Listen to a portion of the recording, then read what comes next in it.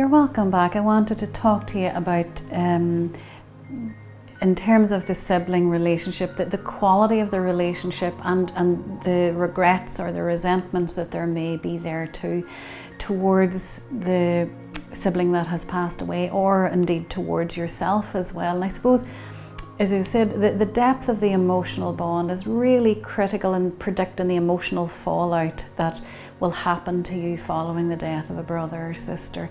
And I think I mentioned earlier that if this emotional bond is very close and there's a lot of fondness and love and there's a fluency in your relationship, that bodes very well, because you're left almost with a clean loss, with fondness and love and wonderful memories and a deeply, deeply broken heart and a big, massive gap in your life now, and such loneliness, and that is really difficult. But when you think of your relationship with the person, you smile, your heart is aglow.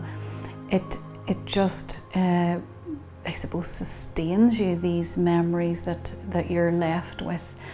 However, families are families, and Irish families are Irish families, and there is conflict and fallout and dislocation in probably every family. I'm a psychotherapist, and I don't think in my 20 years I have ever worked with a person, or indeed a full family, where everything is great with everyone in the family and the dynamics are absolutely wonderful.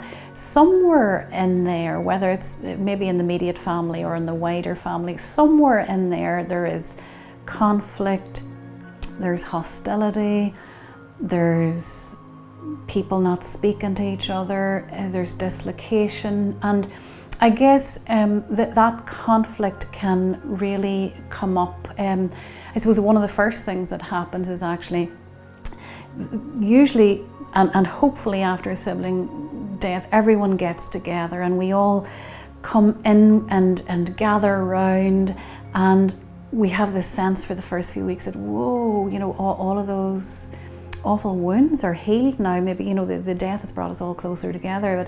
And sometimes that actually plays out. But a lot of the time, after that initial period, everyone goes back to their camps and to the hostility and to the conflict. And that can be difficult. But in terms of your actual relationship with this brother or sister, there will certainly have been some kind of contact or conflict. And that can maybe just be as simple as, when you were 6 and he was 8, you used to annoy the hell out of each other, and you'd half kill each other and get each other into trouble, and the parents would be coming and breaking you up, and sometimes your whole childhood is characterized by not liking your siblings, when the older ones think that the younger ones are so annoying, and that is natural in most families. And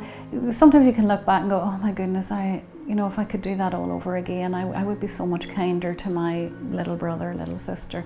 But it's just a human thing. I suppose, though, for other relationships, there may have been a more destructive aspect of the relationship, such as some kind of an abusive scenario or a friction-filled sibling relationship, or maybe you just really didn't connect that well with each other, so you didn't live in each other's lives. Maybe you lived 20 miles away from each other, but you really never visited each other. Your kids weren't close to their kids, and when the relationship hasn't been perfect and hasn't been close, that can cause a lot of heartache, a lot of guilt. I remember one time with working with a young person, and she said, I hate my big sister so much. I hate her. And she would come in here and she would talk about how much she hated this sister. And then her sister suddenly passed away. And you can just imagine the aftermath now almost feeling accountable for her death, and did I somehow, because I didn't like her, and does that mean that it's not okay for me to grieve? And a lot of people, if they didn't have a great relationship or they weren't particularly close to this sibling, feel that I don't actually even have a right to grieve now. How can I be sad? And they feel guilty that they're grieving. Actually, whatever the relationship looked like, at the core of it is love and connection and family bonds, and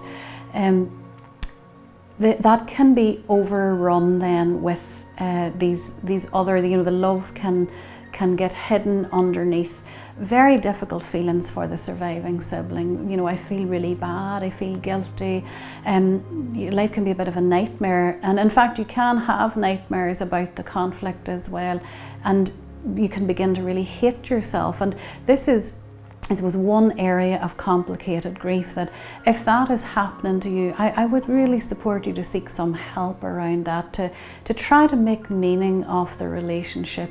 That because it wasn't perfect, and let's face it, for most of us it isn't a perfect relationship, that you begin to really impact who you are and how you feel about yourself, and that can open you up to a whole host of complications. Like you can begin to now feel depressed, you can live your life with regret and wanting to really reimagine the relationship with this sibling. And I suppose that imperfect relationship, the highly conflictual relationship, or the very remote relationship, can make it more difficult to get over the grief, because it is tangled up with regret and blaming yourself and other negative emotions.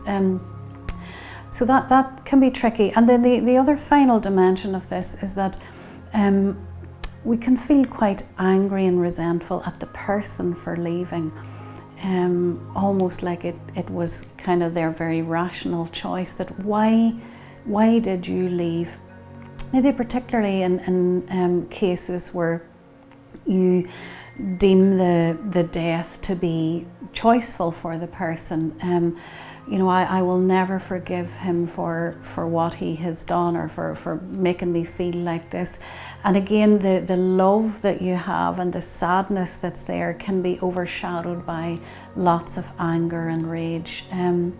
So these are very, very common experiences. It's just we imagine that there's going to be sadness, but very often, yes, there's sadness, but there is regret about the relationship, and the bigger the regret, maybe the more trouble around that for you, and there can be a lot of very difficult self-emotions then, a lot of anger and guilt directed towards the self, and some anger at the person for leaving. So you might be thinking, oh my God, I'm going crazy. Why am I thinking all of this stuff? That's really natural for you. But because it is so tangled up and it becomes like poison ivy in the midst of your grief, it is very useful to find someone to talk that stuff through, so that you can begin to understand and unpack it.